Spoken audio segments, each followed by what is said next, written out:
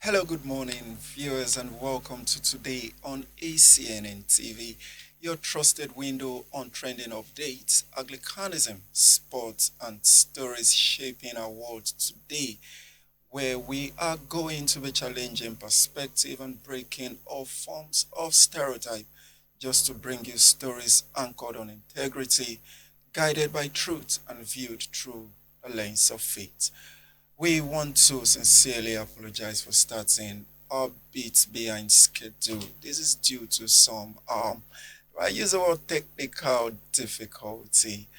And we launch into the show now. It is indeed the off-cycle election year for the people of Ekiti State, which has been viewed as an important.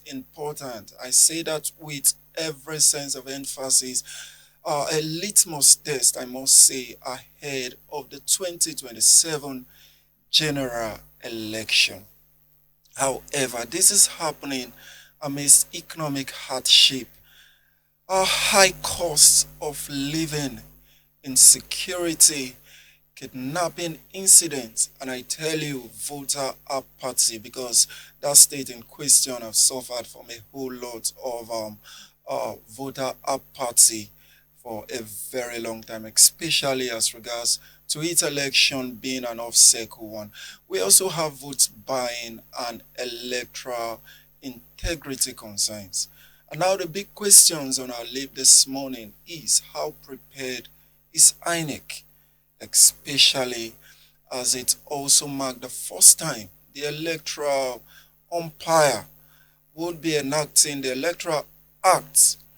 And these indeed have raised several concerns on INEC preparedness across every strata of our election. And one other concern is that analysts have noted that the APC is entering, when I say the APC, the All Progressive Congress, is entering this race with a significant political advantage, yes.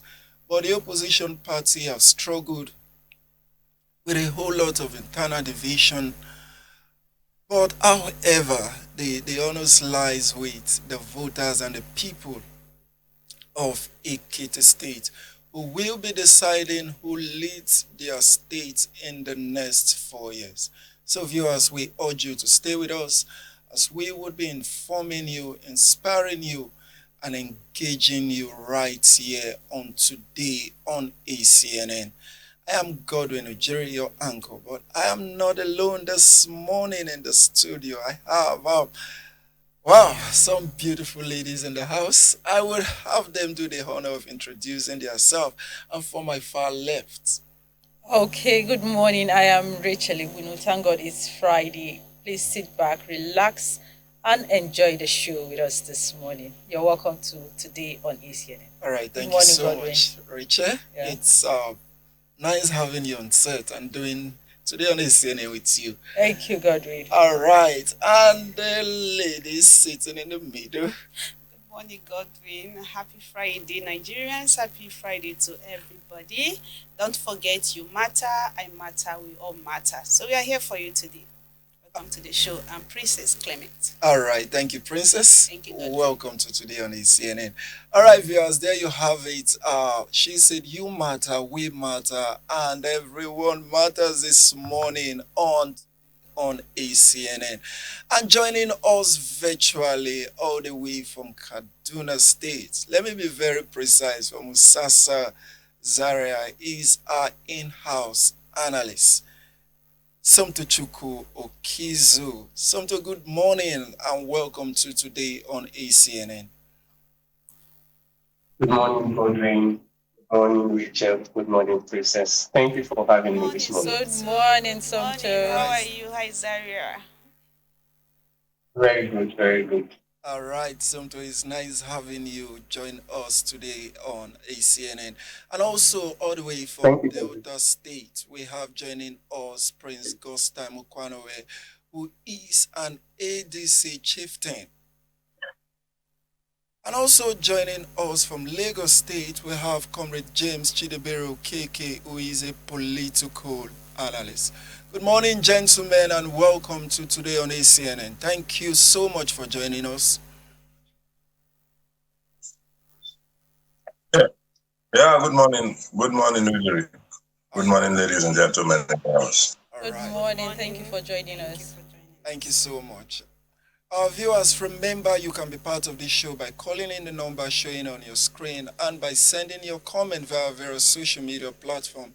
But first, we will take a look at some select newspaper headline that came in this morning. And I will be leaving Princess to do the honors of taking the first paper. All right, thank you very much, Godwin. Let's begin with the Punch newspaper. Above the masthead, please secure election materials across local government areas. INEC ready. You find the story on page 7 of the Punch newspaper. I hope they are truly ready, as they said. EU COS launch real-time election observation hub. You find the story on still page 7 of the Punch newspaper. And the major story on our trendings this morning is bandits attacks. Federal government rises 500 billion naira emergency security fund. You find this big story on page 2 of the Punch. The kickers. Fund deducted from federation account ahead of May FAAC meeting. I hope they will share it with a very good formula this time around, because some local government are sometimes left out and we are all paying these taxes. we are all facing all this. Okay, we'll discuss more later. DSS 6 ban on foreign funding of security operations. Government engage attorneys general on state police structure. I don't know why they are dragging this whole thing. On page 18, fraudsters rake in 134 billion naira from banks. Customers, CBN has this to say. The last will be taken on the Punch this morning is insecurity.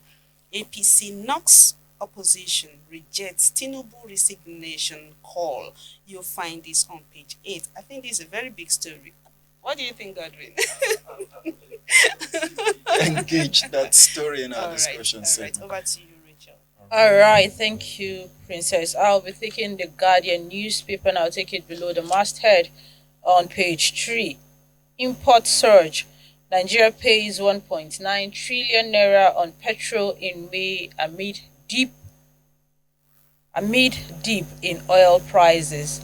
And 2027 NDC exempt Obi Kwankwaso from anti-defection oath. All right, that story is still on page 3 of the Guardian newspaper.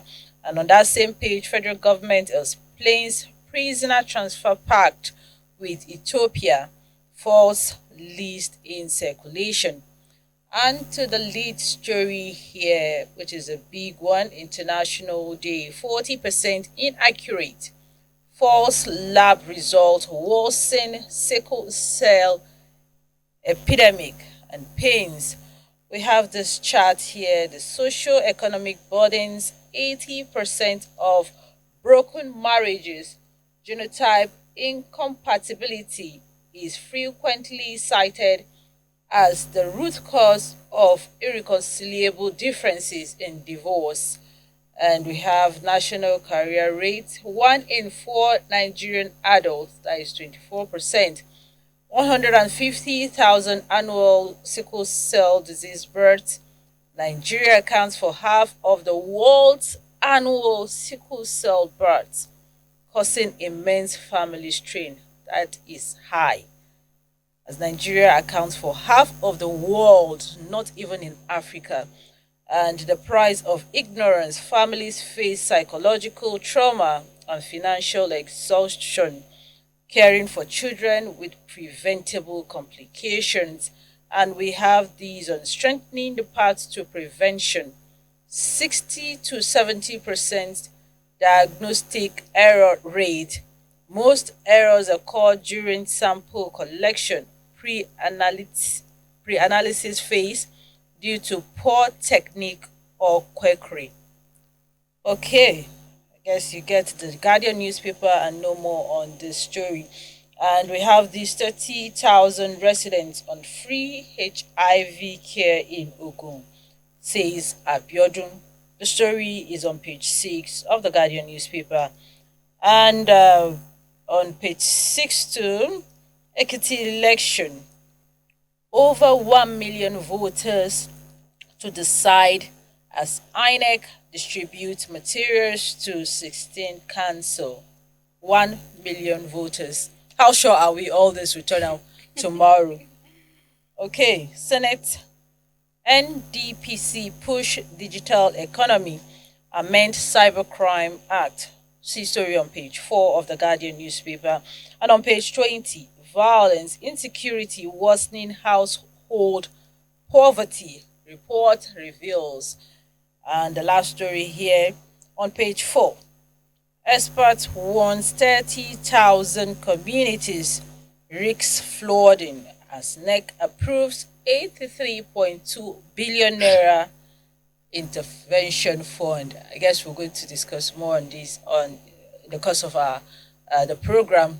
And over to you, Godwin. All right, thank you so much, Rachel, and also thank you, Princess, for reading out the headlines there on both the Punch and the Guardian newspaper. And here I have the Vanguard newspaper this morning, and the Vanguard is leading with insecurity. Governors seek swift establishment of state police. This story can be seen on page 6, and it has a kicker there that says, there is need for state police to be constitutionally sound and aligned with federalism and citizens' rights. Also, we have state attorney generals to review proposed constitutional amendment framework for state police. And lastly, there we have reiterate commitment to ongoing power sector reform. And this is the lead story on the Vanguard and can be seen on page 6 of that paper. And then above the Vanguard masthead, we have a whole lot of catchy headlines there. It says, anxiety as 37 candidates battle for 7 seats in Ekiti, Enugu, Rivers, Kano, others. This story can be seen on page 36 of the Vanguard. And then on the issue between Nigeria and us, their South African counterpart. Let me use this. It says over 742 Nigerians in South Africa to be evacuated before June 30. And this is coming from the federal government. And then also on the international scene, we have the Middle East war, US lifts Iranian port blockade as deal comes into force. And then we have a kicker there that says why I okayed deal despite having different view. This is coming from Khamenei, I think the son of the late leader of the Iranian nation there.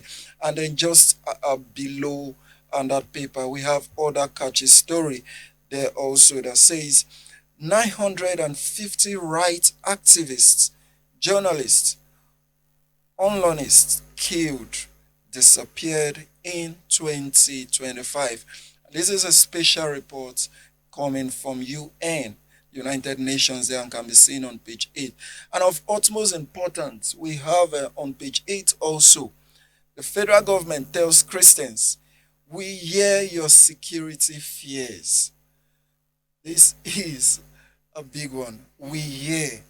And what are you doing? Your security fears. We'll talk about this.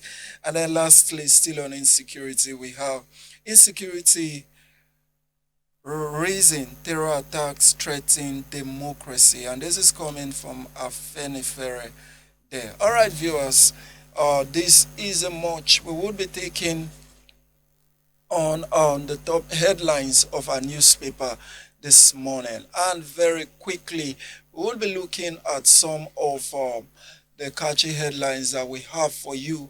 And we'll be discussing some of them and have you analyze these issues with us this morning.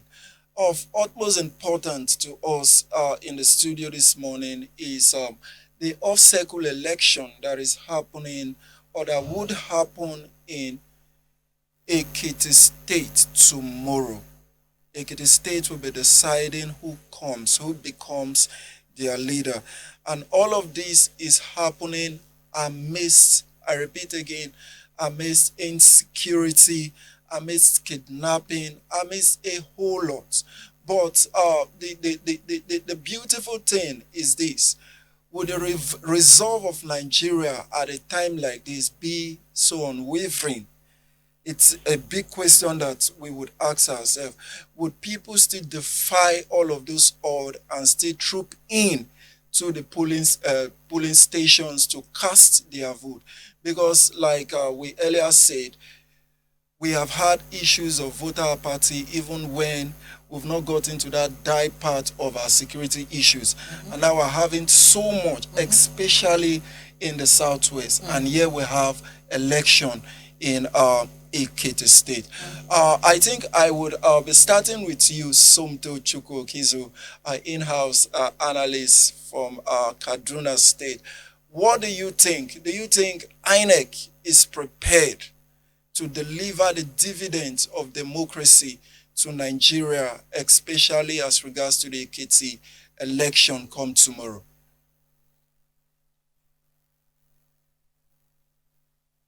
Thank you, Godwin, for that.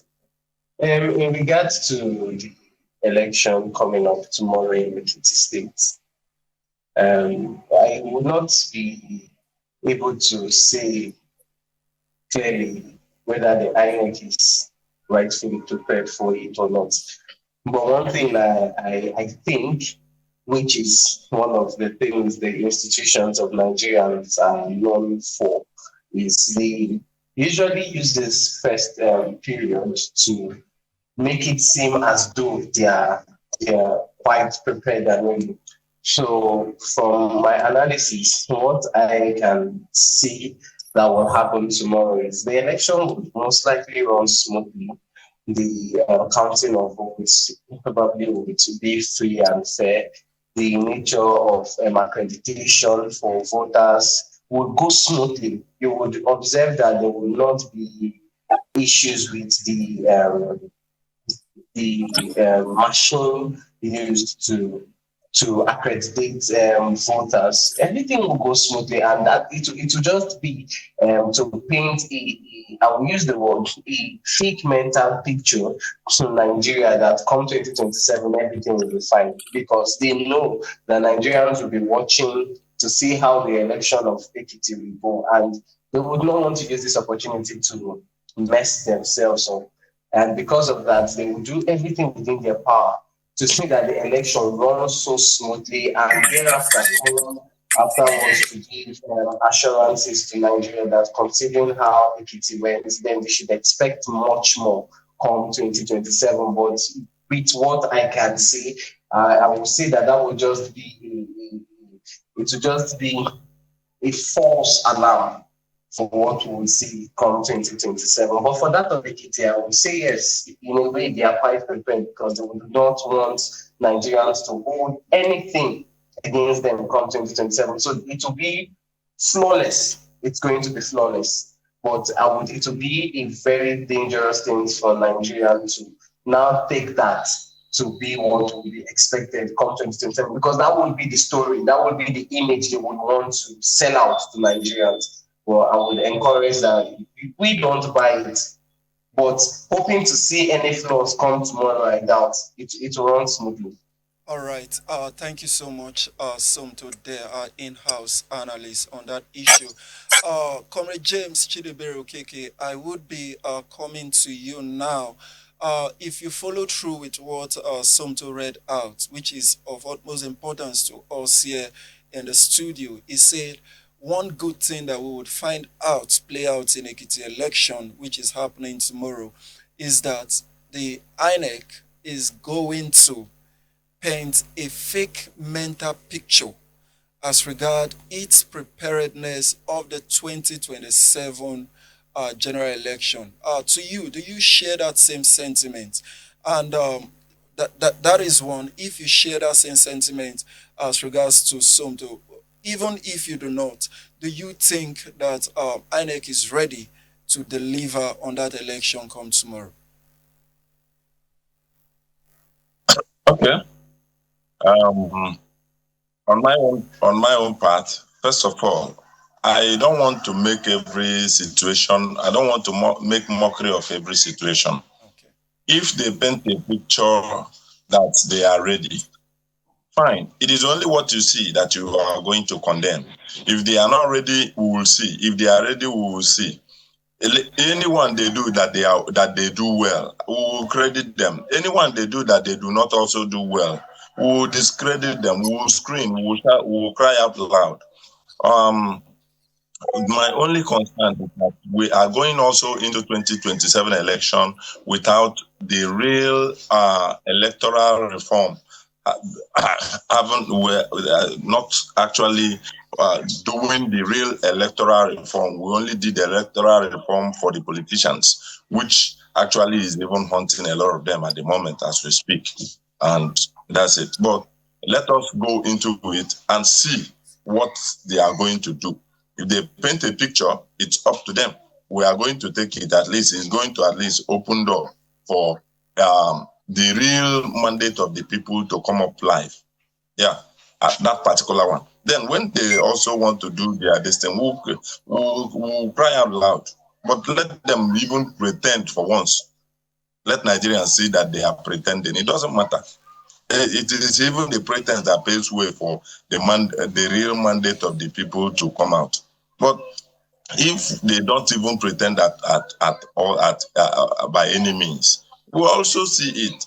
Whatever they do, I don't want to mock whatever they are doing. If they show up, fine. Let Nigerians see it. For the first time, at least we applaud them, and also, tell them to do repeat the same in forthcoming elections and all that. Thank you. All Okay, right. I will still stay with you, Comrade Chidebere. This will be like one of the, I think, the last or so, the off-cycle elections that will be conducted before the 2027 general elections. In your own view and opinion, do you see the turnout of this election at the end of the day? Will it have any impact come 2027? Is it a determinant factor, seeing that we have a new chairman who is Professor Amupiton? Will it have any impact come 2027? Your thoughts on this, please. I mean, first of all, let him conduct his first election. Let Nigerians see what he is going to do. Let him conduct his first election. Let Nigerians see what he probably just like he said, he might just be the, boju boju thing so that people will think. But let him even do the boju boju, whatever I want to call it. Let him do it so that even if it's only one person that the mandate counts, then we will screen for others. We'll fight to get the rest. To me, the way it is, he has shown that he has no capacity to conduct even a classroom election in Nigeria. That is to me, having watched all his doings, and he has shown that he has no capacity to conduct a successful classroom election. So handing over our INEC, the national body of that conducts election in Nigeria, over to him is to me disastrous. But let us see how he will conduct the off-cycle election, and that also goes a long way to determine what 2027 will look like. Everybody, it is a little test for him. He knows this. Nobody believes in him, but let us now see. He has the ball already. Let's see what direction he will play it. Yeah, this is like a litmus test Indeed, for indeed. the chairman. Now we see how far it can go come 2027 But with Richard, all this playing out. looking at what Comrade said, Mhm. I begin to wonder why he would use that tune And now, so many persons have described Joash Amopiton as being political. Many said he has an APC card. The scenarios that played out some while Yes. ago with him being affiliated with APC and the denial that came. Should this came be a with it. determinant to you now? I wouldn't say. I would want to go with Comrade Chidebere. Let's see how 2027 plays out. Then we will give it to him if he really is what we think he is or not. All right. And if he can prove to us that he is impartial, all right. Yes, thank you so 2027 much. will determine. Yes, 2027 is actually a very big year for everybody, and like we are all trying to figure it out now. The situation in Nigeria is alarming, and the election will be a determinant. To you, Comrade Ghost Time, are you there? I want to ask you, with what is going on in Nigeria right now, looking at the situation, how important is a candidate's track record compared to their campaign and promises? All of them will come and say, I will do this, I will do that. To you, what do you think is more important? Is it their track record or these empty promises, as the case may be? Well, track records and campaign policy programs are key and essential material when it comes to electing or choosing those that should lead us. Majority of our people, majority of us Nigerians, including those of you in the studio, you have this sentiment that we should select among those people that have led us before. That is to say that what is his experience? Is he a former governor? Is he that? Those are what people now refer to as track record. But then again, this track record we are talking about are the same track record that has continually underdeveloped Nigeria and impoverished our people. So practically, putting in place, there's no politician with a track record in Nigeria that has not done evil to our people, that has not been part of the system, that have collectively taken Nigeria down. So for me, track record should be out, and we should look towards policy programs.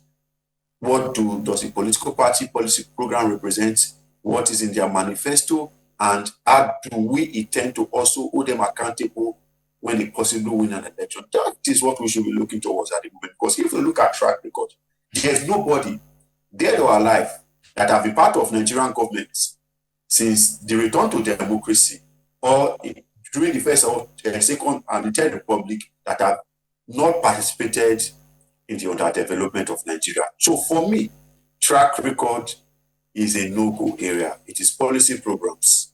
Because if you look at everybody that are in the system right now, just for public office, when it comes to the presidency of Nigeria, you notice that they all have track records in government. Some have track record in Anambra State, some have track record in Adamawa State, some have track record in Lagos State. And all of this track record that they are talking about has not turned Nigeria to the country of our dream, or at least the country we all run to for holidays, which is Dubai. So those track records should be trashed. Let us look at policy programs. What do they intend to bring to the fore when they are elected?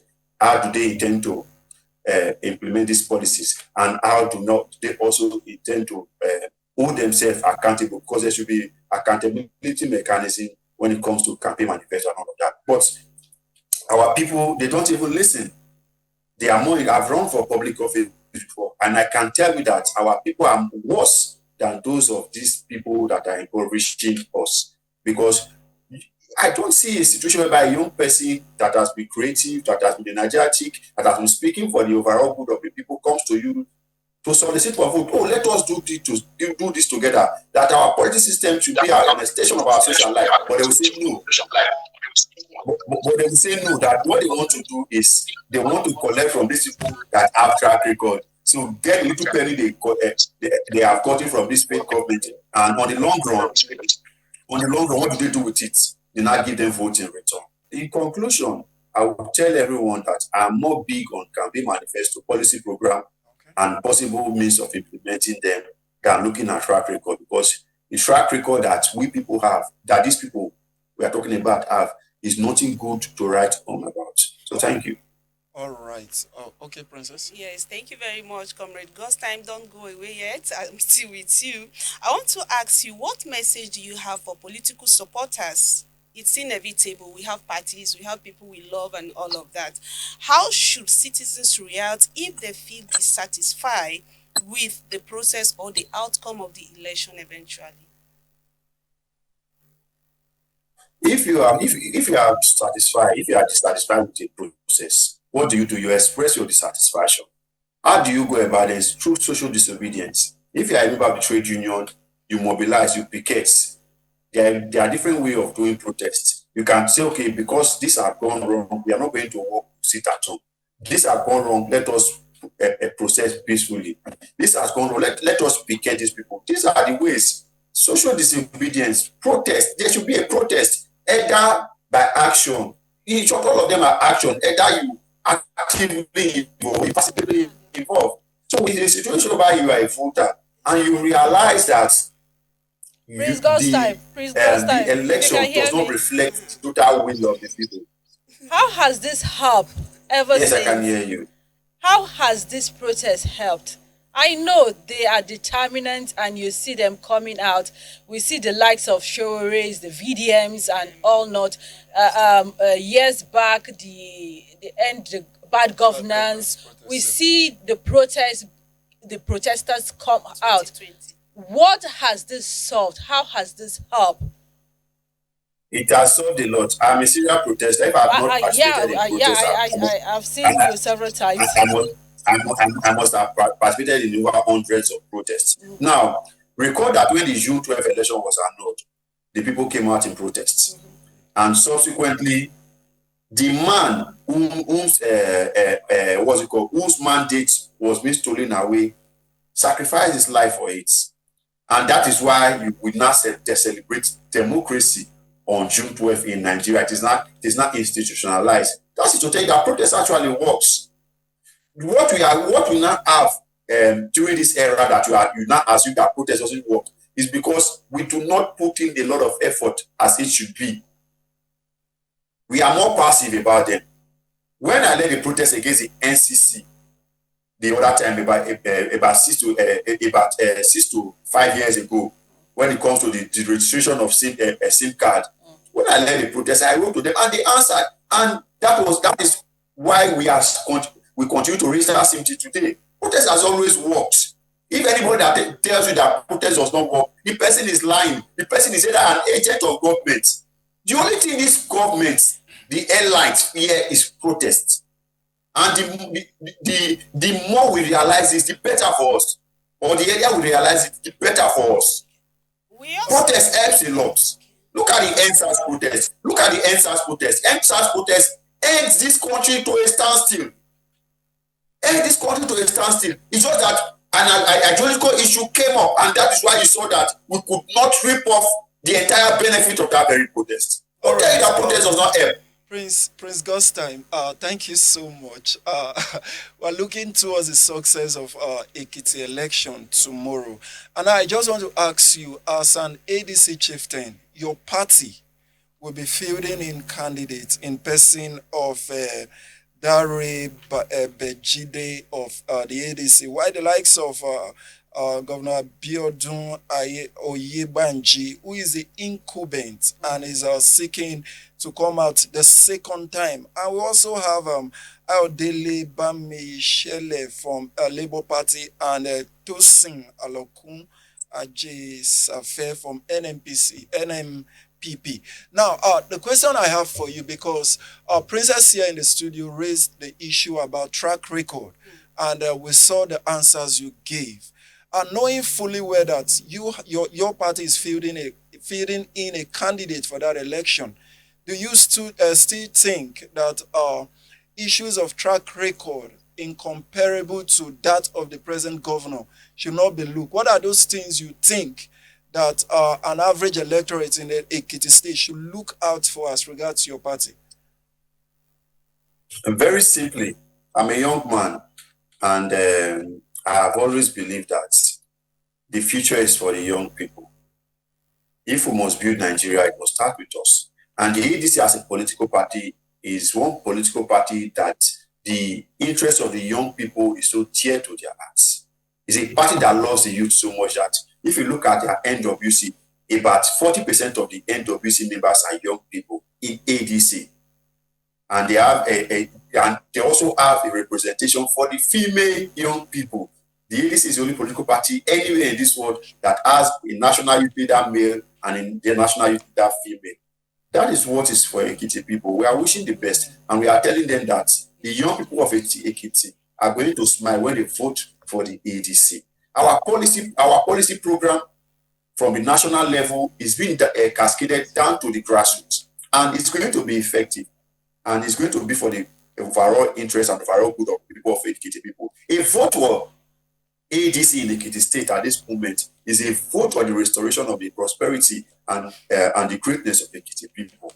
So that's it. All right. Thank you so much, Richard.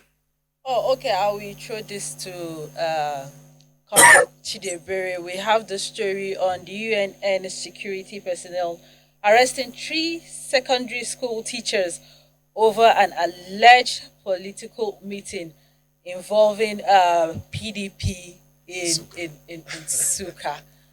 Your take on this story, because it is I don't. It's quite disturbing. It's quite disturbing. Yes. Your take on this story, please. If you can hear me, Comrade Chidebere.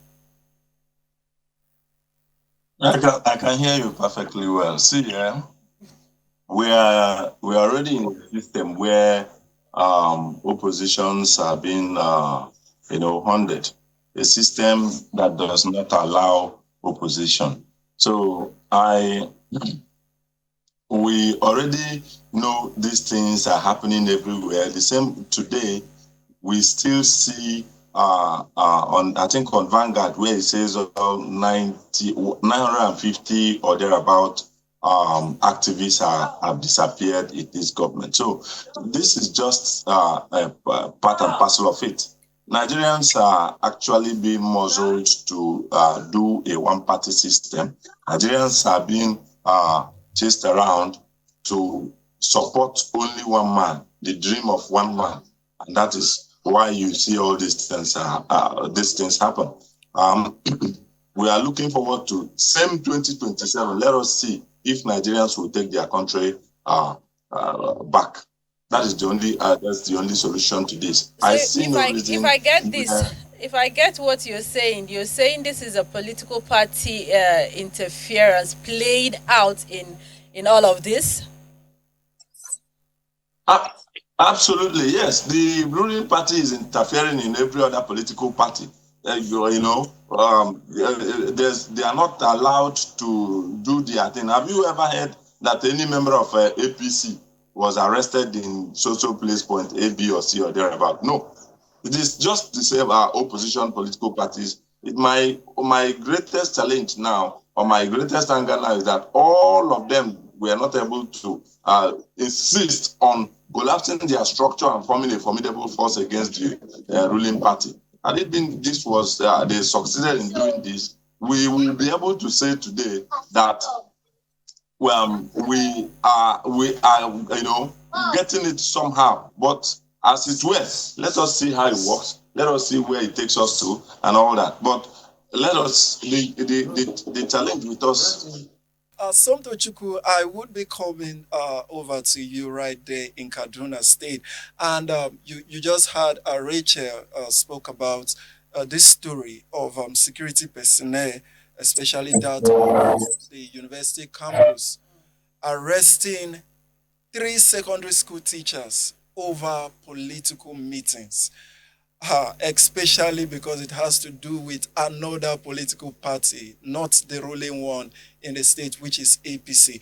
Do you not see this as a way of gagging people, not allowing people to the freedom of expression being stringent in Enugu State as we always have it before, where we have people come out to show expression of interest for various political groups and all other interests that could be said to exist in that state? Somto. If thank you, Godwin, for that question. If probably I get this headline correctly, it is as though it is the UNN security personnel Yes, indeed. that initiated the arrest, not the federal No, no, no, no, no. government or Yeah. state government. So probably there's. So let's just assume that there is more to the story, and if probably they were arrested, I don't think the UNN security personnel has right whatsoever to detain anyone because it's more or less going to be a civilian form of security structure, which a lot of organizations have, most especially in university settings, probably the university security. And when if you want to use the word arrest, probably I feel there's still something more to that story that we Yeah. are Absolutely. not getting rightly because you can't arrest what right. That is the first thing. What empowers you to arrest a citizen when you're not under the government? What is now the where do you get the effrontery to initiate an arrest? And when such arrest is being done, where do you take me to?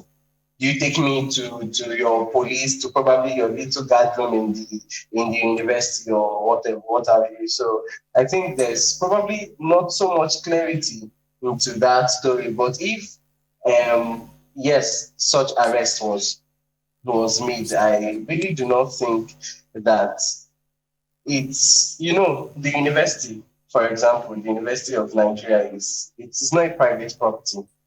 It belongs to the federal government. And as we all know, just as the guest earlier on have spoken, that the government is really putting their eyes on everyone that is standing against them. So knowing fully well that the university is not a private property, rather it belongs to the government. I think it Sure. empowers the security apparatus of that place to probably decide what it is they want to be done on that ground. But So, on a logical and a right statement, I don't think speaking against or holding meetings against an opposition should be an issue. For goodness sake, it's democracy, All right. and so it doesn't warrant arrest or probably doesn't warrant like dismissing people from a particular ground because they are probably planning something against another political party. But in all being said, UNN it's not private property. So if the security personnel chooses to say leave, we don't want you to have this. Yeah, I think they are within their rights to probably do of that. course. It would have been a different case entirely if it was done on a private property where the government really doesn't have any form of say in it. I don't know if probably you get Very where I'm well. coming from. We get to life and Somto, still on the issue of this arrest, I think it's beginning to look like threats on teachers and lecturers. Or let me put it this way, should we say that teachers and lecturers as public servants should be restricted from political engagement outside school hours? Or does this violate their democratic freedoms? Like, is it to tell us now that as teachers, when we are not teaching, we are not supposed to engage in political activities? Please, can you just help us clear that? By the law, there is no oath guiding a public servant not to engage in political activities. I think the only people that are under oath, binding by oath legally by the constitution, not to participate in political activities are the military Military. and the paramilitaries, the police, and then the army as we have them. But as a public servant or as a civil servant working in probably a ministry, just as you're giving an example, educational sector, you are not binded to not air your view. That is why you'll see that teachers, lecturers go on protest. That is why you can see that ASU can strike. That is why you see that the Nigerian Union of Teachers can go on strikes to hear their voice, to air their voice to the government because they are not binded by the law to not criticize the government. But you would never hear 7 military officers or 7 police officers go on strike because by oath, you can't participate in it. It's as though wherever the government of the day is where you are. So you can't see anything openly. You can see within your inner caucus, but it should not be heard, because if it's heard, it's more or less going to be treated as a very grievous crime, probably treason or whatever. But for a teacher, you are not limited by law. You are not restricted by law to engage in political activities. No, nothing of such. So I don't, anyone saying that, or anybody saying that as a teacher or as a civil servant, you do not have the right to participate or to speak against the government. That person should probably go to a psychiatric home to be checked properly. All right, Somto, thank you so much. Prince Gostam, I learned you have a comment on this.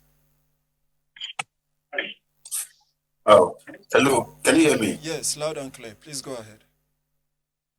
So, this issue is very important for our public alignment, because there has been a notion that public servants are not allowed to participate to have political participation, but it is not outrightly so. However, there are rules and regulations. Now, a civil servant can join a political party, attend a political meeting, hold personal political opinions, and participate in political discussion as a private citizen. Okay. But what is now prohibited is very simple: the use of their official position to promote a political party. Okay. And if you see it from this very scenario, you will realize that it falls within this very premise that I had mentioned lastly. So our people must understand the rule of engagement when it comes to politics, which is we can't just say because we understand that there are other political vindictive order to behind the arrest, but then again, the teachers created these very loopholes for them to be held to account. All right. So going forward, we must understand what the law says and what the law does not say, because it is the people in government that are effecting the arrest does not accurately say that these teachers were not wrong in the first place. Because if we are playing opposition politics, we must play an healthy one, and we must play one holding by the rules 100%. We must not create rooms for loopholes. So for me, the issue we need to learn, our people need to continue to learn, relearn, unlearn, and continue to learn in this very matter. We need learning. All right. The teachers actually heard. Thank you so much, Prince Gostam. Thank you so much for your comment. There is this big elephant in the room that I need us to demystify together, and that is the issue of state police. For a very long time, you and I, we agree, and also my co-anchors here in the studio will agree to the fact that have been a burning issue when it comes to Nigerian security architecture. Now, comrade, I want to ask you, the fact that that law have been signed and we're looking out for most of these states to do their final touches with the chief law officers in their state and the rest, and come out with a workable document to see the full implementation. I just want us to critique the state policing a bit. Do you see this? We know over time we've discussed it, but given the state of insecurity in Nigeria, is this now the best alternative that we almost go by? As a person, I am not big on state police. Okay. Because I felt that if you put the 100% security in the hands of state governors, they will use it for the very wrong reasons. I'm a very strong advocate for police reform. I believe that the Nigerian police force should be reformed in terms of their recruitment, in terms of their welfare, in terms of their logistics and running costs. Those are the things that I need these people to look into.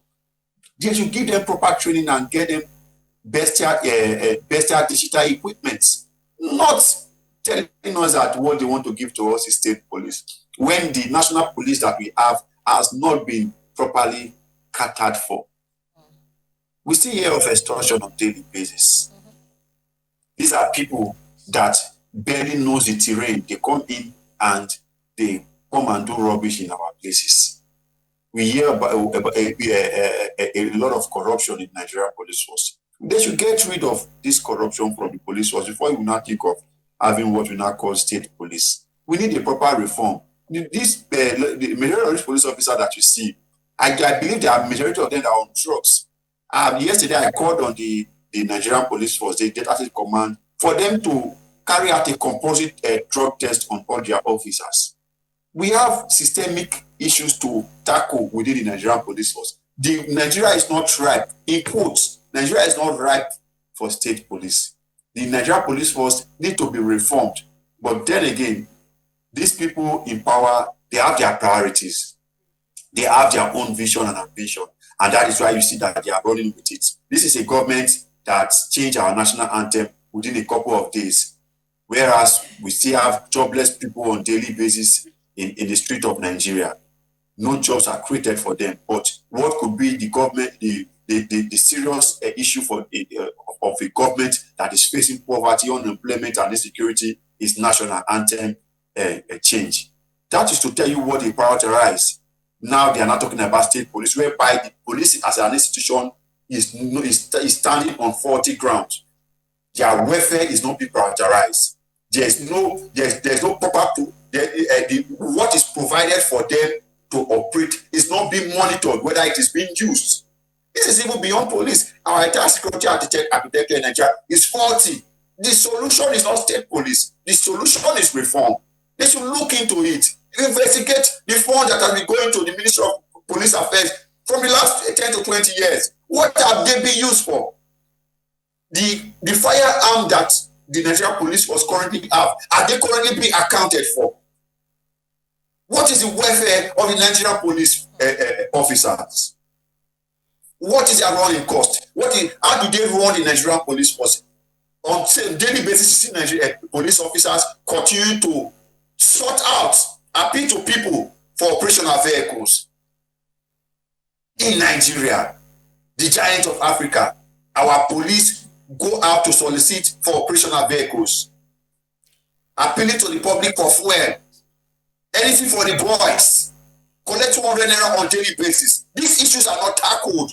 We are talking about state police. This government. That is rather unfortunate, and I don't know, Comrade Chidebere's take on this. If he differs or he also agrees with you on this take. And if we are talking about state policing, we have states that are poorly funded. We talk of the minimum wage. Some states are yet to pay the average minimum wage as it stands now. And okay, talking about state policing, how are these people going to be recruited? How are they going to fund their training? How are they going to equip them? So this question is to you, Comrade Chidebere. I don't know if you have a different take Rachel, on this. Before we even go to them, let's just stay with us a bit in the studio. Okay. You know, a much more troubling thing is that I don't think the federal policing structure will be collapsed completely. No. We will still have it's going to be working hand side by side. And now this is calling for an extra administrative cost on a government that we have not rightly seen how they have fully utilized the fund that we have. Because Prince Gostam have just raised a whole lot of issues. So I think, Princess, you have a take on this before we bring in. I actually wanted to add to what Prince Gostam have said. Okay. He made mention that we have issues like lack of job opportunities in our country, which is true. But then, don't you also think that creating state police is also providing job opportunity for the youth of Nigeria, because the government is emphasizing, okay, before now the people have been saying we want state police, we want, because those ones will go into the forest and what have you, they have different roles to play from the already existing federal police. So now the state police is important because their role is not to do the job of the state police, but to go into the forest and every nooks and crannies. yes, of the every corners you can think of in the forest, in the communities that the state police cannot go into, thereby ensuring safety of the people and the properties of the people. Please comment on that. All right. Thank you so much, Princess. I love the fact that you looked at it from the angle of job creation and the rest.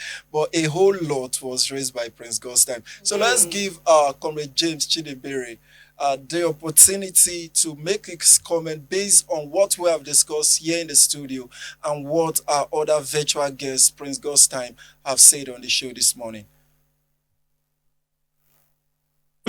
Okay. Yeah. On the issue of state policing, let me just make it categorically clear. Going by the way Nigeria is currently structured, state policing is the only hope of reviving this. Let me just analyze. One, the the federal police we have today is actually controlled by the federal government. That is why you see on the political wing, most of the governors, I am talking about this because Prince Godstime said the state governors will use it even against what it's meant for. But is the federal government not using it against what it is meant for? That is why you see most of the governors are standing on a mandate that is collapsing.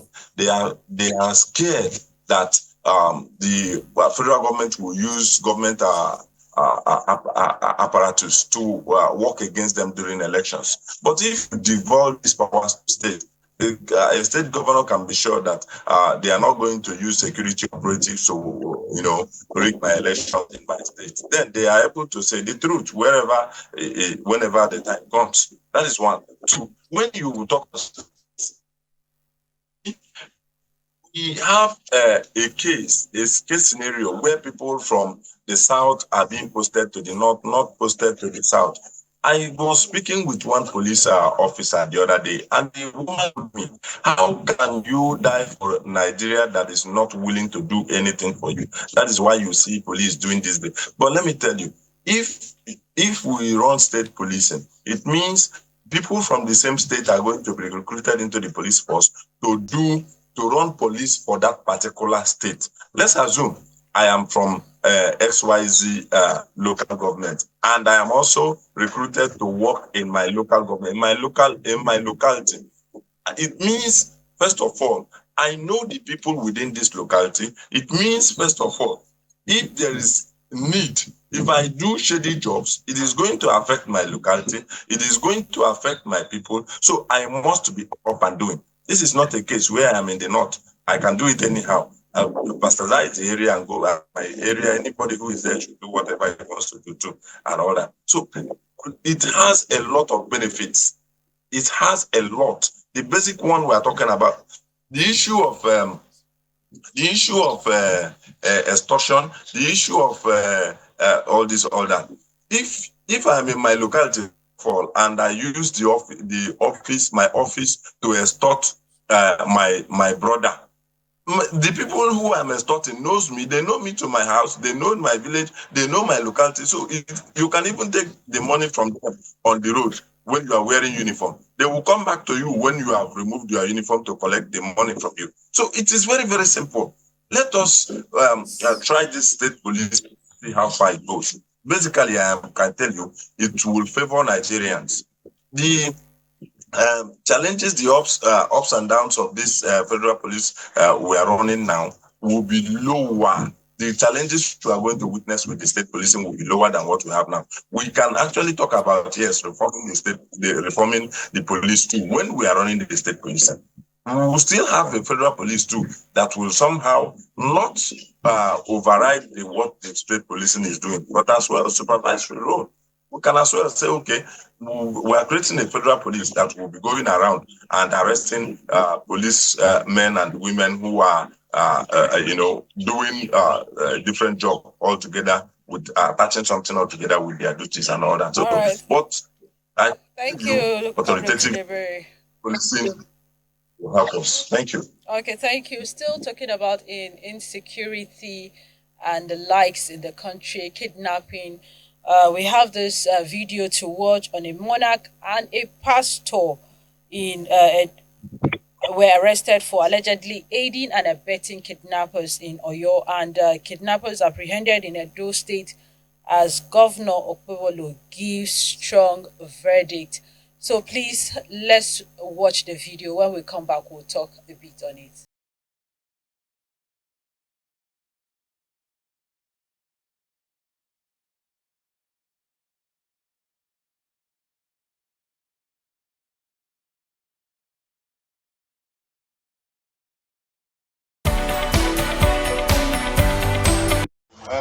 Awara, and is the one that gave out Lexus car RX 300 to the kidnap gang. That is how you usually do. You loan out vehicles, give out vehicles to them.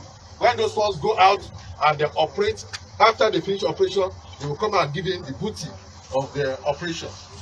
But in this particular case, he got disappointed because we were able to get him. Of course, we had intelligence on him for some time, but we are trying to train him to really get the right time that we are going to get him with the evidence, and here it is.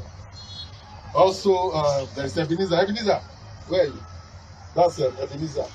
He's one of those key members of the gang, and the pastor. Where are the pastor? Pastor, show your face. That is pastor.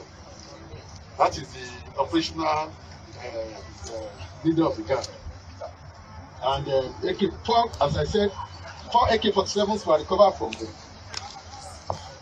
This, and this were recovered. So, yeah.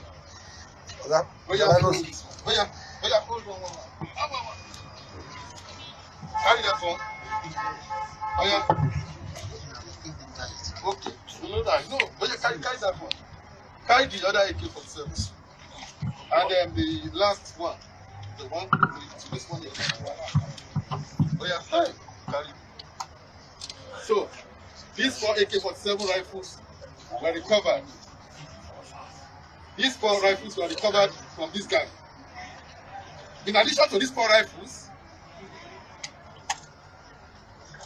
this LA and this SMG were recovered.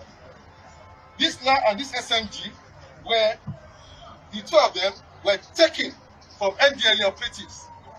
They were coming from an assignment sometime in May, and they were ambushed.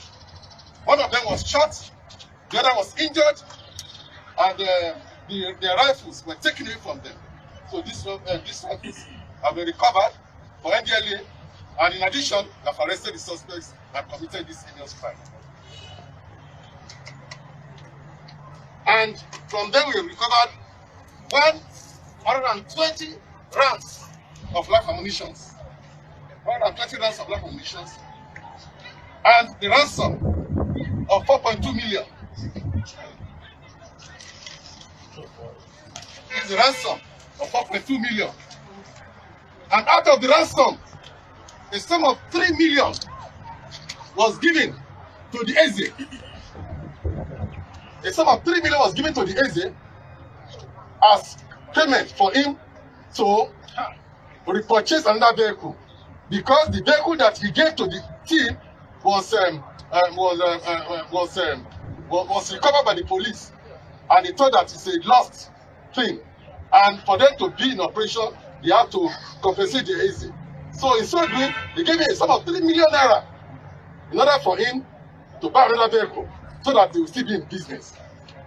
Of course, some of the monies were recovered, totally 4.2 million, out of the total sum of 7.5 million. Out of the total sum of 7.5 million that were taken from victims, they have recovered 4.2 million. And of course, those are various magazines, and cartridges that were recovered. So outside this one, there are other cases, as I told you. There are other cases, case of recovery of vehicles, case of defilement, case of incest, and all that. So that is what we have there. And these are the suspects. Thank you. Thank you, sir. It's okay. I kidnap everybody.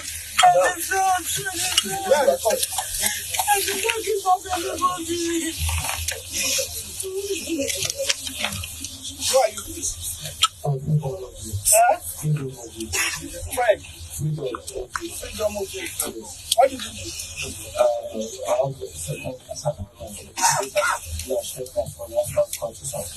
You are a cult. Which cult do you belong to? How many people have you killed?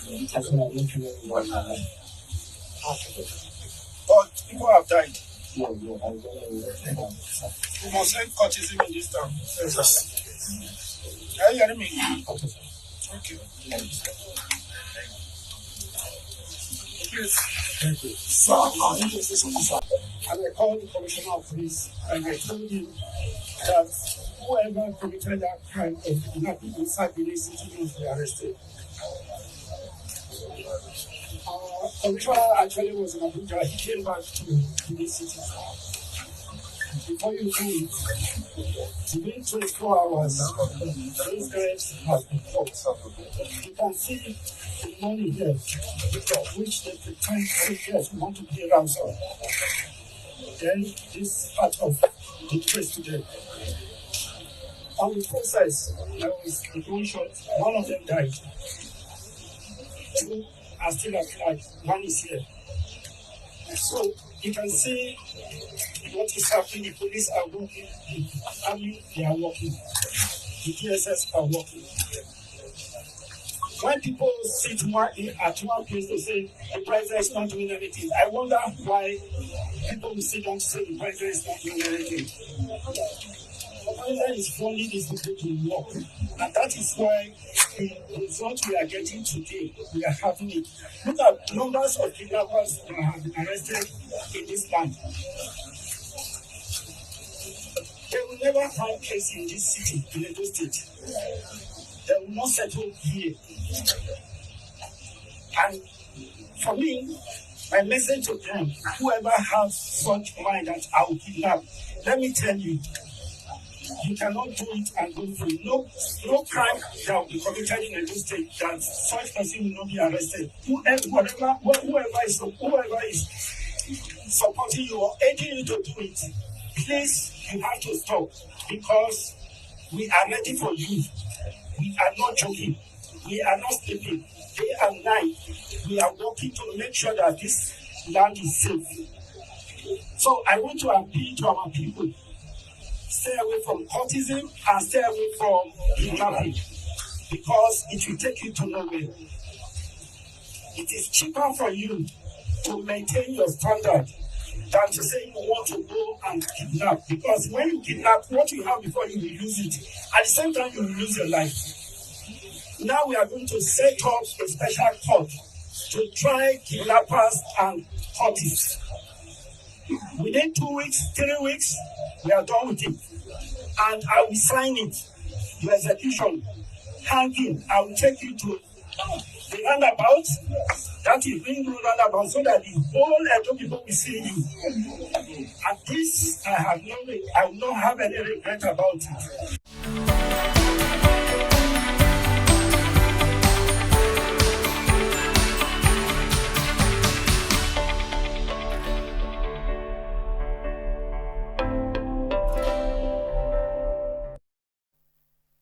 Okay, we just watched two videos of kidnappers and those aiding and abetting them being caught. The first one seeing a pastor and a monarch who are supposed to be, okay, the pastor now a spiritual father, the monarch, someone who we should run to safeguard his people, aiding and abetting, collecting money from these kidnappers. And the second one, we saw the verdict being melted out by the Edo State governor on the kidnappers. And this should be like serve as a deterrent to other people who do these things. And if this continue and is being effected, I feel there will be a reduction at the rate of kidnapping in our country, in Nigeria presently. So over to you now, Somto. What is your take? People who we think should safeguard us are the same people who sell us out to these kidnappers. Your take on this and the verdict given by Edo State governor. Thank you so much, Rachel. Thank you so much, Rachel. For me, when I watch things like this, I probably see things differently from the regular person probably watching that. Sorry, I'm going to give some little analysis, though controversial, but probably it's just how I see these things. Let's begin with the video we watched of the monarch and then the pastor. First of all, let's agree with the fact that that man is not a pastor. And then secondly, I was quite surprised that the monarch was even seen with his royal fan sitting there. In my head, I was like, sorry, I'm laughing, but it was more like, to probably establish the fact that he was a monarch, and so therefore he had to sit down there with the fan. And you could see police officers holding evidences to be presented in the courts with their bare hands. Like, their bare hands, not with gloves, just one. The probably the head of them all putting on, but they all were putting on nose masks, but none of them were on gloves. Touching evidences to be presented in court with your bare hands, imprinting your own fingerprints on it. If it's actually a country that works, should it happen? Should it happen? So if you want to put on nose masks, what stops you from wearing gloves before touching evidence that should be presented in court? These are the kind of things you see, and Nigeria looks like a joke to you. To be honest, in as much as we want to compliment the force, the security force for what they are doing, there are still some certain standards that our security organization should operate with. And when we talk about kidnapping, the country we find ourselves has made kidnapping more of a lucrative business. That is why everyone is going into it. Everyone is going into it. Be you the king, the king, and so what?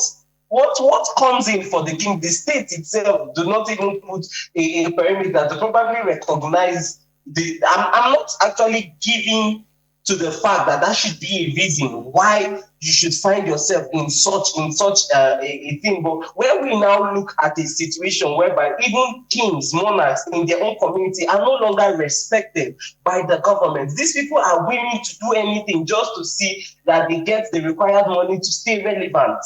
So it's far beyond. Let's begin to see Nigerians' problem as it is not just now something. A whole lot of things are really, really, really wrong. Okay, now let's look at the government. Sorry. Thank you for that apt analysis. All right. Then let's move to Edo State. You could see that rather than the governor to address what he came there to do, he turned it to a political campaign. Now some of you are sitting down there saying the president. Always an opportunity saying the president is not doing anything. You hear certain things from the mouths of Nigerian politicians that you think that these people really care about you, but they don't in the right sense. They don't. The same cultism that he is hoping to end. He said he's going to set up a force. In 2-3 weeks, that will be the end of it. The same cultism, is it not the same cultism that he used as a means to go into power during the days of election? Is it not the same cultists that they empower with weapon to go and rig it? Did you see the Edo State election that happened? Was it not the same cultists that this so-called politician empowered, gave them the resources to go scatter voters so they can come into power? And you feel it is because they are now into power, you now feel it is now time to eradicate them. Who are they really? Who are they really seeing these things to?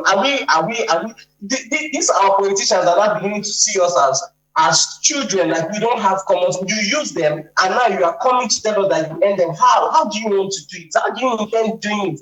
In 2-3 weeks, I schooled in Edo State. The rate of cultism in Edo State is compared to nothing. The rate of cultism in Edo State is compared to nothing. And now you are saying in 2-3 weeks, there is no strong statement in whatever it is the governor said. I just feel like it is just a mere shenanigans. If we really want to put an end to insecurity, if we really want to put an end to cultism in our country, we all know what to do. But Nigerians are so gullible that you can just say anything to them and water it down, and everybody will cheer you up and clap for you, and that is it. All right. Thank you so much, Somto. Comrade James, I learned you're back now. Please, in 60 seconds, what is your take on this? All right, we would be moving on. The governor said a whole lot. Somto have said his own perspective of it. But for me, I just hope that all of these verdicts will be a strong deterrent to this issue, because coming to Ring Road in Benin City to hang people, this is not the medieval time where you just bring out state execution. We're not running, do I call it a Shara kind of sentence here?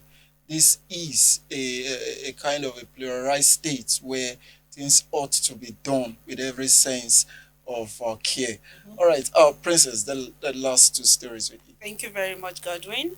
In another big story making round this morning, we have quarters built for appeal court judges commissioned by President Tinubu and FCT Minister Wike in Abuja. And a lot of Nigerians are talking.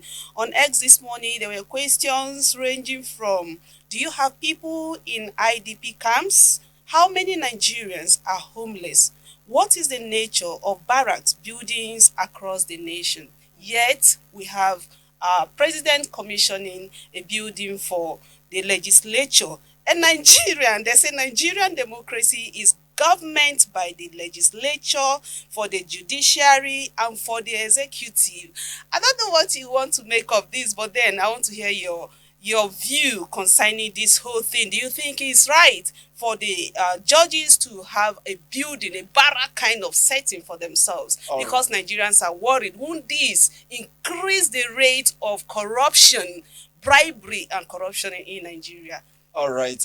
Thank you so much, Princess. And the other story in line with what she said is the story of a young lady who buried a 2-week-old baby alive in Delta State. This is really heartbreaking. We'll take a look at that video now. When we come back, we'll delve into that conversation also.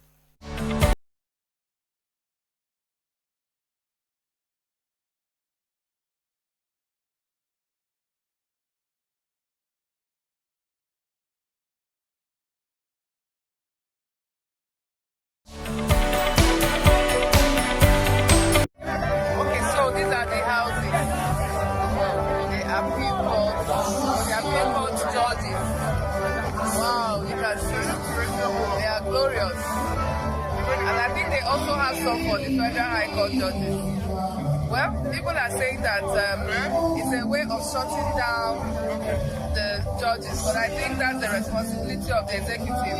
They build out this for lawmakers. So what is wrong with building for the other arms of government? I don't see it so. And recently we have seen cases also being won even by the opposition. The same appeal court just yesterday overruled Justice Peter Lifu. So, and INEC, that people have also complained about, is also making a case for the parties that were asked to be registered. So I do not think, but whatever it is, the bottom line is let the judiciary be strengthened. If providing this type of houses will help them to get their job done well, they should do it, because we must save this democracy and we must save Nigeria. So far, I can tell you that Tinubu has done well with the FCT, courtesy of his opinion. You may not like it, but you cannot hate what he has done in the FCT.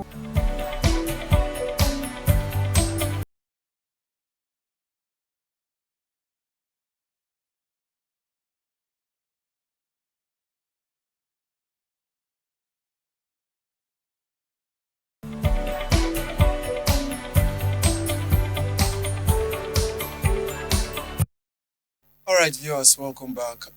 You just watched that video there, and for the first one is that off. When you watch that video, you agree with me that those are not ordinary houses; those are mansions. Sincerely, Money. you know when the Bible say in your father's house, there are many Many mansions there. And there are many there. Truly, there are many, and they were all painted white. And to There are know more that coming. truly, and to know that these quarters were built for judges. Let me ask, is this not supposed to be something troubling? Because Princess raised an issue for my introduction, saying that we have a whole lot of Nigerians in IDP camps who have been chased out by same insecurity which the government failed to address, chased out from their ancestral homes, and they are living in thatch houses. Some of them are living in tents. Some of them are living in houses made with bags and a whole lot in deplorable conditions. And here we have houses being built for appeal court judges. And if you listen to what the woman is saying, they say this is to strengthen their work And make them do their work well. She now also said one that is of concern. She said that many persons are actually saying this would help to close their mouth. She now said, but that is a function of the executive. Now the question is, how did we even get here? Is this a case of a misplaced priority? You just said it. You just said it. Because we have so many things bothering the nation. She talked about the people, those in the IDP camps. You can see the shanties and the deplorable state, which the condition where they are staying is nothing to write home about. Living far below average. And you don't even talk about their safety, their well-being there. All right, thank you Coming so much. back to build houses for judges so that it will help them do their work properly. So staying in their houses now will be like what will be. Rachel, I think my problem here is if it's with that. their personal money, there is no problem. But this money must be from our revenues, from our taxes, from the money Taxpayers' yes, we are expecting them to use to consider the wellness and well-being of the victims and everybody affected during this season. Thank you so much. Just to ask, is this house transferable to anyone who occupies that office? No way. So it seems to be It's their a personal, yes. It's All right, And then all the right. next, the incoming ones will retirement now benefits, build I another one guess. for Another them. house. Oh, we have enough lands, a whole lot. Somto, we're looking at the issue of misplaced priority in the studio. Do you share that same sentiment with us? Somto is already laughing. It's laughable. For me, I was were you listening to that live music at the background of the woman? That song was very, very interesting. I was dancing. The bands they could sing. It was a really nice presentation. Wonderful music. Is headed to. And that is all I could. That's all I want to say, Godwin. I just want to say that the live band was top notch. Seriously? It was beautiful, very beautiful. All right. Somto, sincerely, I wasn't expecting this from you. I wasn't expecting this. I don't know if we still have a virtual. Godwin. Yes. Godwin. Okay. Let me say something. Yeah. Sometimes there's a project called the Renewable Housing Project. Yes, please. I'm not sure if probably you are aware of if it's been completed or not. Also, some time ago, the president made some promise to the Super Falcons and also assured them that they would get a house in this Renew Hope and nothing. You know, Nigeria, Godwin, Nigeria is laughable, and I feel it's sad. It's really sad. The reason why we try as much as possible to still find joy in these things is because God is our strength. If you really want to take a good see, it doesn't make sense anywhere, Godwin, anywhere. In civilized, I would always still use an instance for civilized countries. Do you know how difficult it is for a governor of a state in the United States, probably governor of any state at all, to say that he wants to build a new house as a governor? Do you know how difficult it is? Do you know the number of years, if at all, they would want to begin such a project? Do you know that it can span across numerous administrations? It can take 5, 6, 7, 10 years before it will be completed. This is an house that I believe it was in less than a year. Billions were pumped into it. Meanwhile, we have people in IDP camps. We have housing agents that says that they are building house agents, federal housing agencies for Nigeria to lessen the burden of house rent, but still yet it is still under construction. But because 2027 is around the corner, the first place you will always go to is the High Court, and then you go to the Appeal Court, and then to the Supreme Court. So what Wiki and this current administration has simply done is just to say, oh, even if I am a judge, Godwin, even if I am a judge, and in this my father's house that there are many mansions there, painted in white, fully furnished, and you give me, and you are telling me that Tinubu did not win the election, who are you? Oh, but Tinubu won the, what are you saying? He won the election, are you okay? You want me to leave this house? This house that when I die, my family will inherit. You want me to leave it to tell you that Tinubu did not win? You must be joking. You must be joking, Godwin. All right. Let's see. It's laughable. It's laughable. Thank you Because so context. Thank you so much. Thank you for being so expressive even on the show today.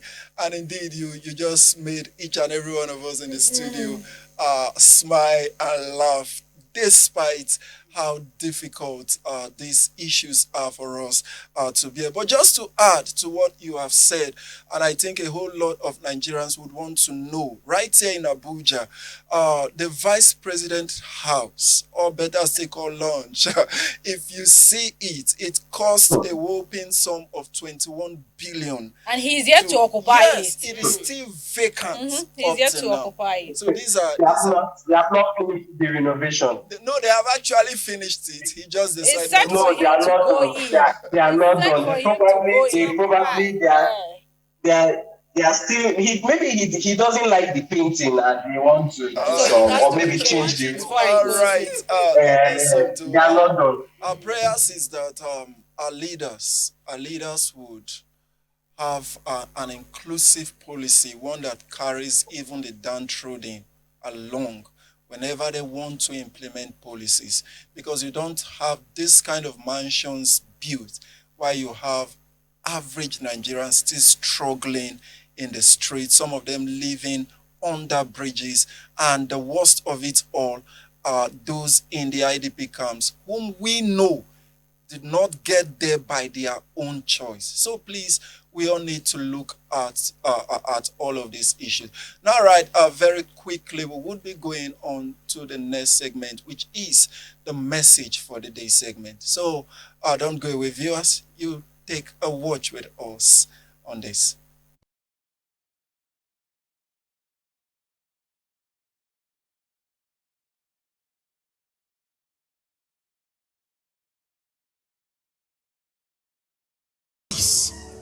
But there is go in peace. Rest in peace, we use it for dead people. But go in peace is for people who are alive but are almost dead because of the kinds of trouble. When you say rest in peace, generally is for someone who has died and you are just saying rest in peace, hoping that the person died in Christ. But Jesus did not tell a dead woman.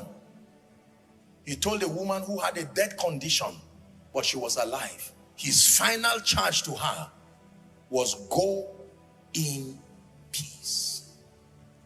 Do you know why that statement was powerful?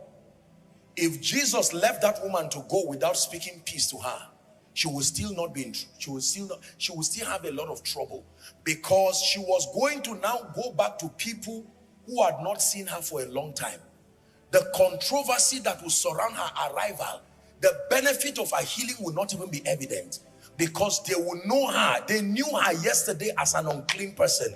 Suddenly she shows up and says, he healed me. Was it verified medically? Are you stupid? The trouble that will surround her life alone, he needed to send her with peace. Peace. When men encounter God, John 14:27, Jesus said, peace I live with you. Are you seeing it, believers? You need to know what Jesus left with us. He did not just leave the Holy Spirit. My peace I give unto you, not as the world giveth. He says, let not your heart be troubled.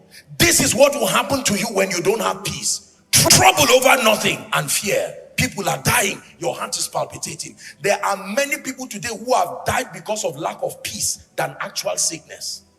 Especially as you grow older, somehow Satan has programmed this system such that the older you grow, you lose touch of genuine peace.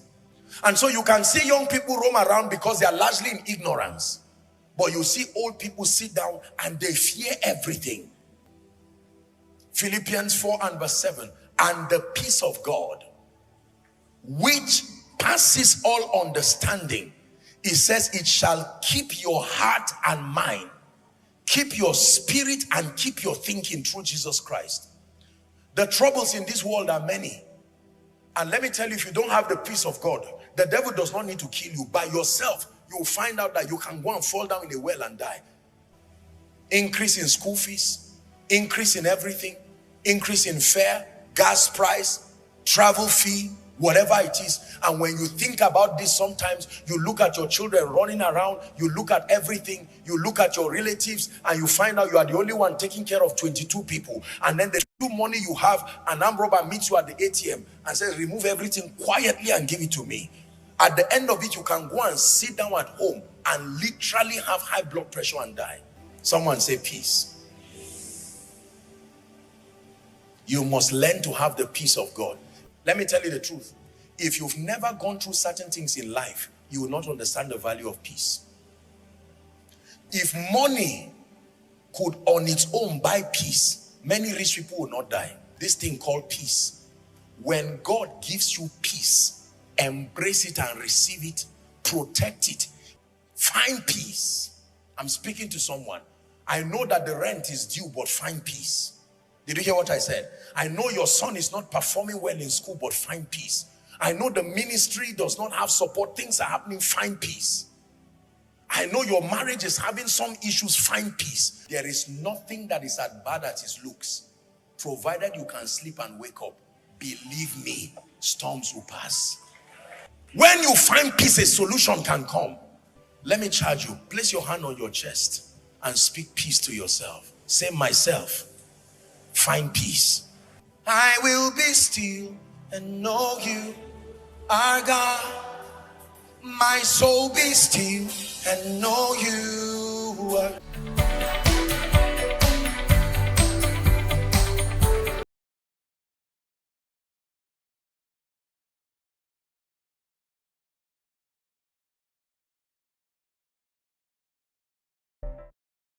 Welcome back, viewers. Truly, what a word, I would say. What a word. What a word coming from no other but Apostle Joshua Selman there. And he spoke a whole about peace. Rachel. Yes. He said, find peace. That was catchy for me. It is. Find peace in every storm, whatever battle, whatever mountain. I know this has, it keeps on resonating with me daily, and it's one prayer that I don't do without. I pray for peace. You might be okay now, later you don't know what awaits you out there. But that peace, the peace that God gives, that surpasses all human understanding, It has helped me several times. That's true. Yes, I'm a witness. All right, Princess. Yeah, thank you very much, Godwin. Find peace at all costs is a must do. And also, inner peace is something that radiates right from inside outwardly. It helps you to maintain your mental wellness. It helps you to have control over relative issues of life. Sometimes we may not really have solutions, but because we have chosen deliberately to have peace, it will subdue a lot of things. And again, I want to extend this to the national issues. It does not mean that we shouldn't react to issues happening around us, but let's do it constructively and maintain our peace. All right, thank you so much, Princess. Somdo, now to you, in 30 seconds, what is your message of peace based on what you've watched? I would say it's a timely message, and because considering all that is going on right now in the nation, it is expected that people find peace. A lot of people, it's difficult anyway, because a lot of parents right now in Oyo State, their children are still in the forest. But in all, we should still find peace. Let's find peace in the situation we find ourselves. And that is all I can say. All we right. need the peace. Thank you so much. Find peace by all means, by all means. And the joy of it all is that we have the Prince of Peace in person of Jesus Christ, who is our Lord and Savior. And this have been given to us freely on the cross. With this, we would move to the weather update segment. And I ask you, how is your weather? How cold is it in your place? Is it rainy? Is it sunny? Is it, I don't know. So let's take the weather update for the show this morning.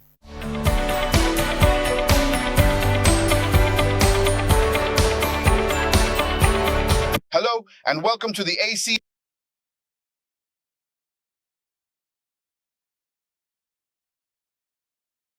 Hello and welcome to the ACNN Global Weather Forecast for Friday, June 19th, 2026. I am your narrator, providing you with a detailed look at the atmospheric shifts impacting our world today. We begin our journey in Africa, where a dynamic range of conditions is shaping the day, from widespread precipitation in the tropics to unrelenting heat in the north. Wet conditions continue to persist across West and Central Africa, where moist air from the Atlantic is triggering significant rainfall and high humidity levels. In sharp contrast, North Africa remains under hot and sunny skies, with intense dry heat dominating the Sahara Belt throughout the day. Meanwhile, East Africa continues to experience scattered rainfall and intermittent cloud cover as localized systems move across the Great Rift Valley. Turning to Europe, the summer seasonal divide remains. Southern regions enjoy warm and sunny weather, while northern areas stay cooler with occasional showers. Across Asia, monsoon activity remains exceptionally strong across South and Southeast Asia, producing widespread rainfall and intense thunderstorm developments today. East Asia also remains largely unsettled with heavy cloud cover, while the Middle East continues under intense dry heat and clear blue skies. North America remains generally warm, though central and eastern regions should stay alert for isolated thunderstorms expected to develop late this afternoon. Further south, tropical South America remains notably wet as significant daily precipitation continues to sustain the lush ecosystems of the Amazon basin. Now, we turn our attention to Nigeria. Across the nation, active weather systems are bringing significant moisture and varied temperatures to different zones. Active rainfall continues across the southern states, with thunderstorms likely through the central regions. Residents should prepare for potential localized flooding. Northern areas remain relatively dry today, with only occasional cloud cover providing brief periods of relief from the warm summer temperatures. That concludes our global and regional forecast for today. Stay safe, stay informed.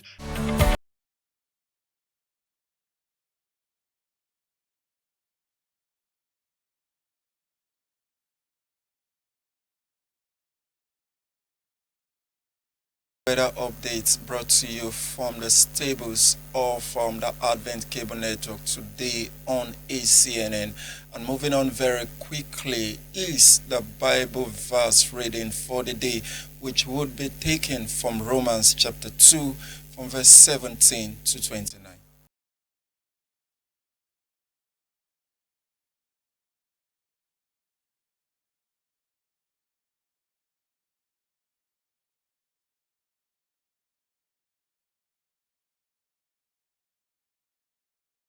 Our Bible reading for today now for Romans chapter 2. We go start our reading from verse 17 and for verse 29. This na the letter when Apostle Paul write give the Jewish people when they stay for Rome. Those people when believe in Baba God. So I go start from verse 17. What of you when say you be Jew? You when put your hope for the law, come they use God they boast. You know what God want make you do, and you don't learn how to do good things because you know the law. You dey show blind people road, and they help those when they for darkness see light. And you dey teach foolish people and small children when don't know anything, because you know say the truth and everything when man need to know, they for the law. You where they teach others, why you no fit teach yourself? You where they preach say make people not thief, you sure say you know the thief? You when say make people not commit adultery, you know they commit adultery? You when say you hate juju, you know they take things where they keep for juju house? You where they take the law boast, you they bring shame to God name because you they disobey the law. Just as God word say, because of honor when be Jew people, Gentile people, Nigeria people, they take God name yeah. Circumcision get value only if you they do waiting the law talk. But if you know they obey the law, you and the person where they never circumcise are the same. So if Gentile people, when they're not circumcised, they obey everything for the law. You don't think say God go take them as people where they circumcised? You don't know say the person where they're not circumcised go judge you where be Jew since you they break the law? Person not be Jew because of waiting people see from outside.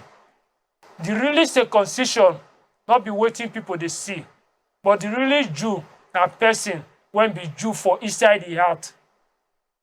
Because circumcision not the touch person heart. Now the Holy Spirit they do this kind of work. Not be the law where they write down and that person go they receive praise from God. Even though human be not praise him. This now the letter when Apostle Paul writes give the Jewish people.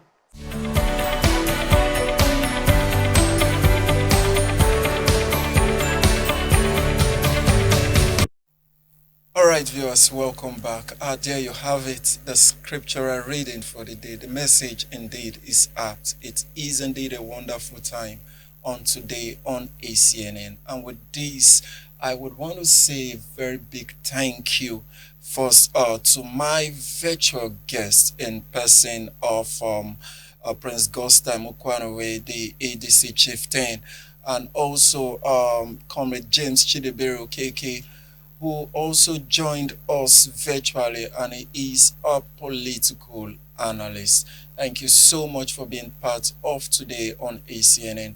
And also to our in-house analyst, my brother and friend in person of Somto Chukwu Okizo. Somto, thank you so much for being part of the show this morning. It was a nice time having you with us. All right, and also to my wonderful, beautiful ladies in the studio. Oh, thank you so much, Rachel. Thank you, Godwin. Thank you so much, Princess. Thank you, Godwin. All right, thank you. Thank you, everyone. And those at the backstage, our director, and everyone who had made the show a success today, we say a very big thank you for the work you put in. But before we go, from my heart to you, just as a message we have watched and listened to, it says, let us pursue peace. I want to just make a simple prayer by saying that the peace of God, which passes all human understanding, will keep your heart and mind in the knowledge and in the love of God. Amen. And with this, we'll call it a wrap on today on ACNN. Viewers, thank you so much for staying tuned. Remember, you can get more of our programs via various social media platforms and also by staying tuned to this station. So we'll come your way again with other interesting topic, same time, same station on Monday. You have yourselves a great weekend ahead. And happy Father's Day to all our Anglican fathers out there. I am Godwin Ojiri, and bye for now.